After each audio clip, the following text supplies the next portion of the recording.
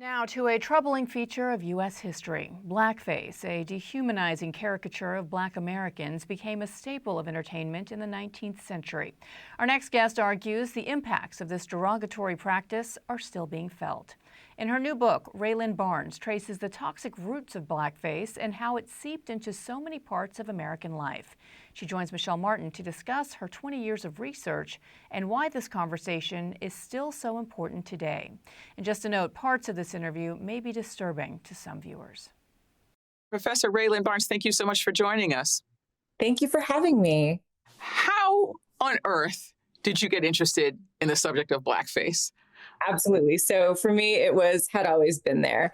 I grew up in Anaheim, California, right in the shadow of Disneyland, very much a union working class family. And during the 1992 LA uprisings, which spilled into Long Beach and Orange County, Anaheim thought it would be a great idea to bring the school children into Disneyland as a safe place.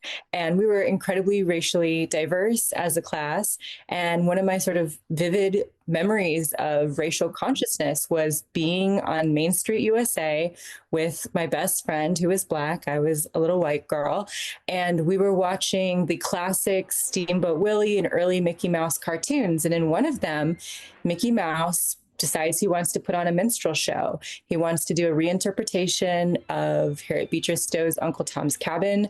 They're singing and dancing to Dixie, and he takes a stick of dynamite, puts it in his mouth, and blows his face up into blackface. And we were just standing there as the city was sort of imploding. And I just remember thinking, oh, race is fake. This is made up. And from that moment on, I couldn't unsee racial representation in blackface. But then once I got to college, I was in a history class. It was about American slavery and culture. And there's 30 books about blackface that had been written about antebellum America, so before the American Civil War. And they all argued that either at the end of the Civil War or by the turn of 1900, blackface declined, that it was subsumed into things like television and radio, but as a standalone theatrical performance, disappeared. And I thought, what are you talking about? I see it all the time at Disneyland and Knott's Berry Farm and in my daily life. So that really started the impetus to document how, in fact, it not only existed in the 20th century, but in the 19th century, there might be about 20,000 shows. In the 20th century, it's 1 million shows a year. And so that really sparked. That's crazy. Well, that's just, there are just so many things. But that right there, the fact that the number of shows actually increased. What explains that? Yeah. And part of why I was so confused was the Jim Crow era, which starts in 1896 formally, which is an era of racial terror and legislative white supremacy in the United States. Jim Crow is the name of the most famous blackface character who comes on the stage in the United States in 1828, globalizes in American culture by 1840. And so I thought, how could it end if the entire regime in American society is actually named after this character?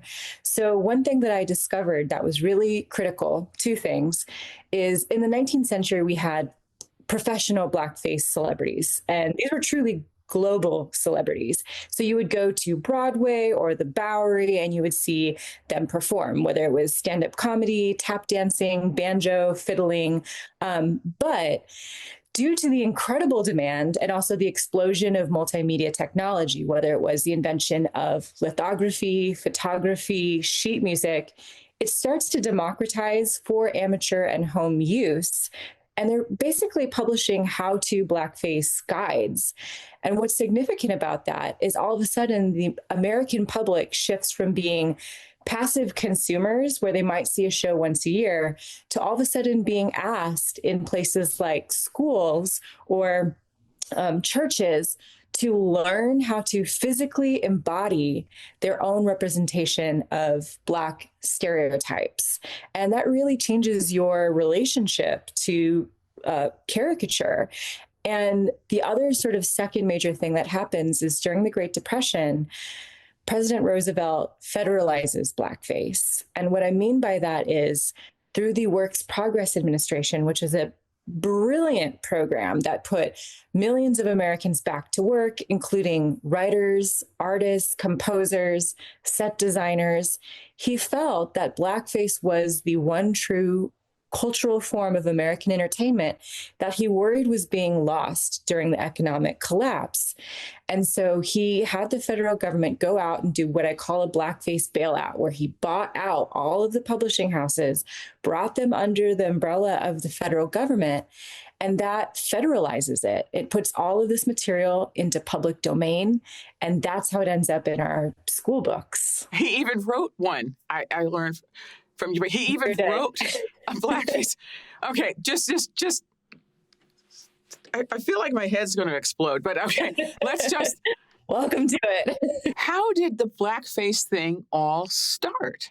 So, in 1828, a struggling actor at the time called T.D. Rice was in the Ohio River Valley, primarily in Kentucky. And he was backstage and he encountered an enslaved man who was disabled.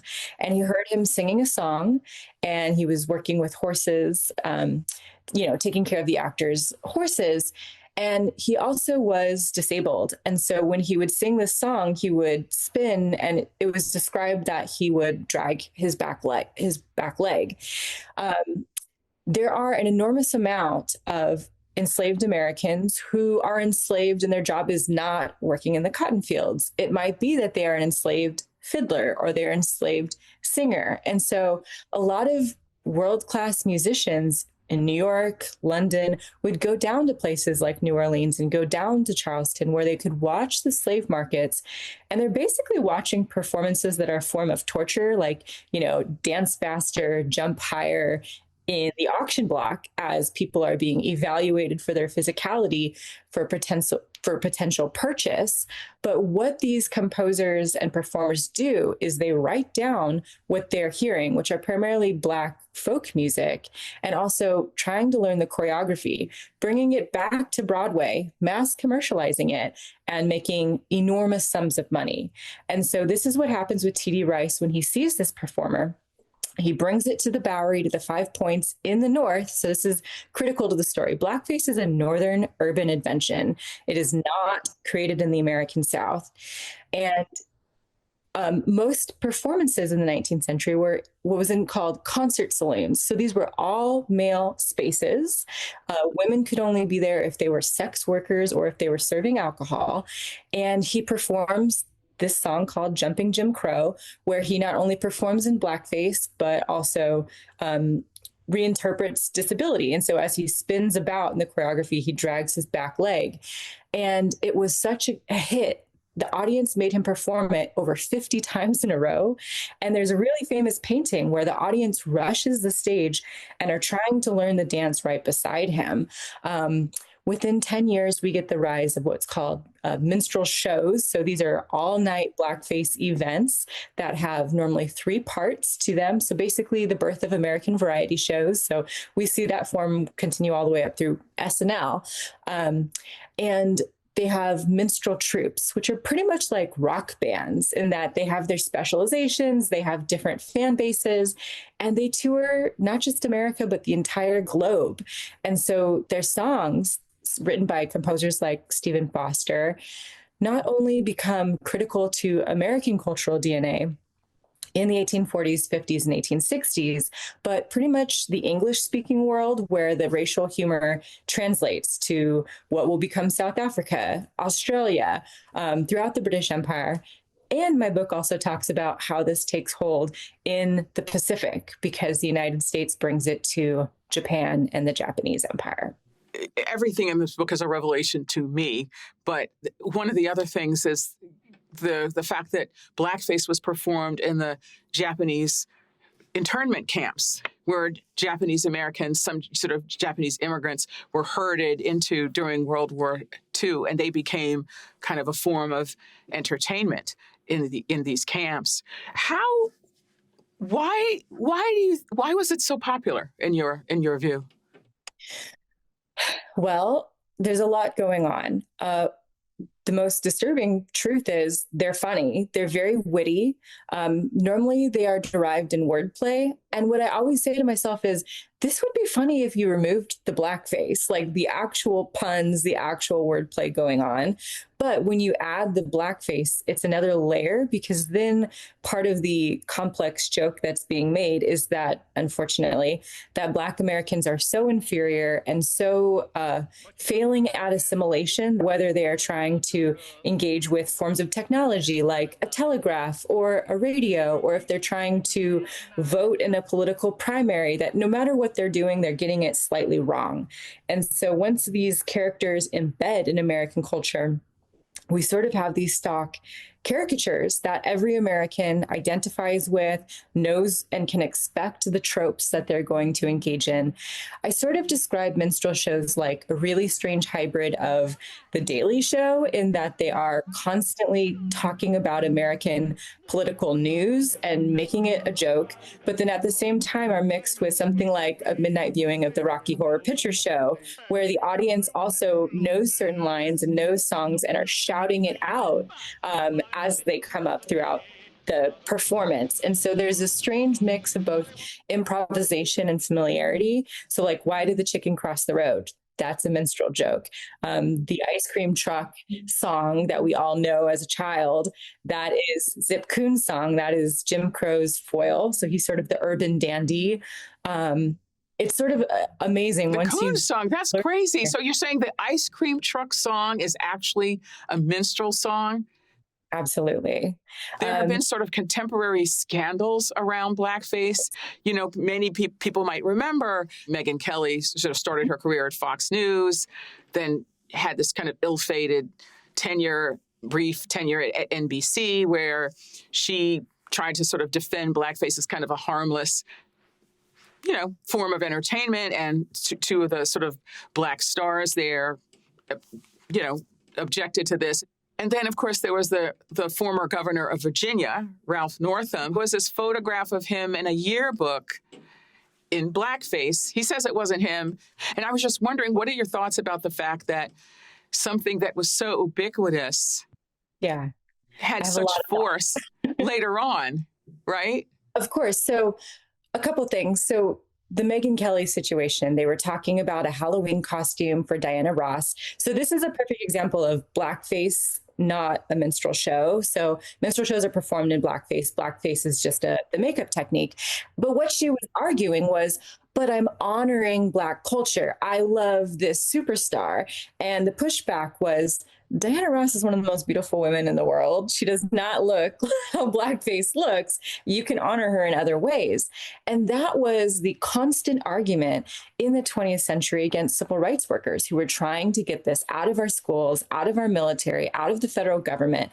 And white proponents would always say, one, this is true American culture. It's our sort of contribution to world culture. And Black civil rights workers would say, how about jazz? That's globalized as well. And so it does eventually sort of switch over to that.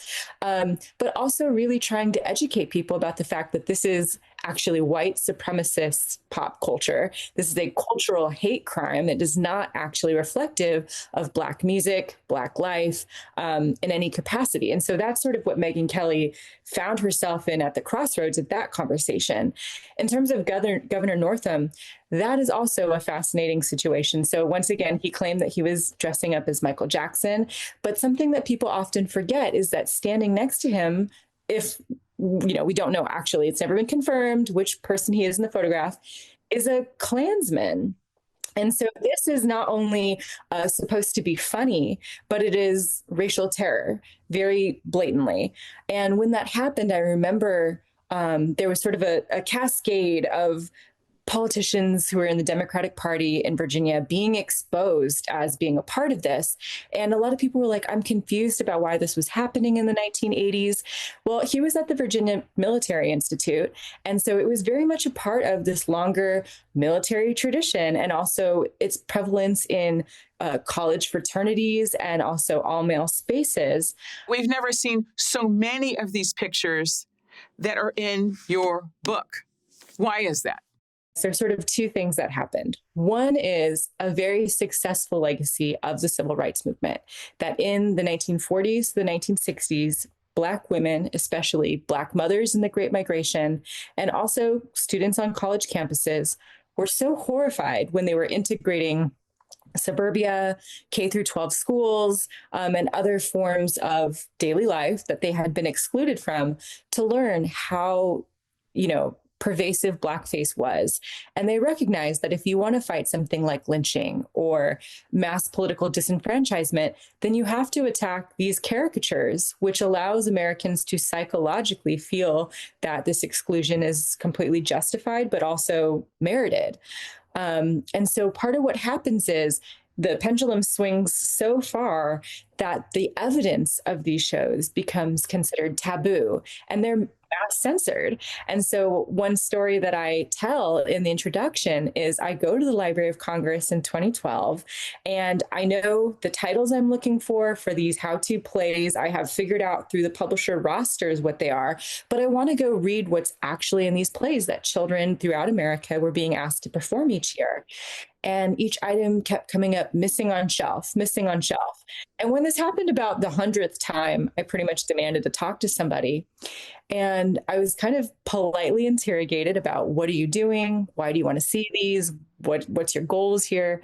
And so I had a very honest conversation with the curators, and a librarian disappeared. And about an hour later, she brought back basically wagons full of this material, and admitted that in 1987, she had hid it in sort of the bowels of the Library of Congress, because with the invention of things like Xerox machines, the Klan in Virginia was going in and trying to mass reproduce and reanimate the blackface craze that the civil rights workers had effectively shut down. And so while we still do see these tentacles in things like Halloween costumes, the civil rights workers were completely successful in shutting down what was a multi-million-dollar industry, an annual American tradition, and getting it out of the federal government and schools. And so it's actually one of their most successful civil rights campaigns that they ever had. And to those people who say this is just picking at sores, we don't need more division, this is best buried. Just leave it in the past. We don't need to talk about this now, because all it does is reawaken ill feeling at a time when we don't need that. What would you say to that? What I've found as I've traveled the country with this book coming out is so many Americans coming up to me and saying, I experienced this as a child, or my grandfather did this all the time annually, and I have never had a place where I could talk about it. And so what I'm finding is, after my book talks, Americans are sticking around afterwards, and they're having interracial conversations with each other about, what did this mean? Why did I have to do this as a 5-year-old in Jim Crow America? Why did my mother have to pull me out of a class and protest this? And so I think if we could open more spaces in America, I know, for example, in Germany and Rwanda, they are very intentionally trying to create spaces where the sort of nasty elements of their history are being openly reckoned with and talked about, and not in a sort of cancel culture sort of way, but much like blackface, to say this impacted all of us. Even if you don't initially realize it, it did. So what do we do with that? And I think Americans are completely ready to have that conversation, despite what powers may be say otherwise. Professor Rhae Lynn Barnes, thank you so much for talking with us. Thank you so much. It was an honor.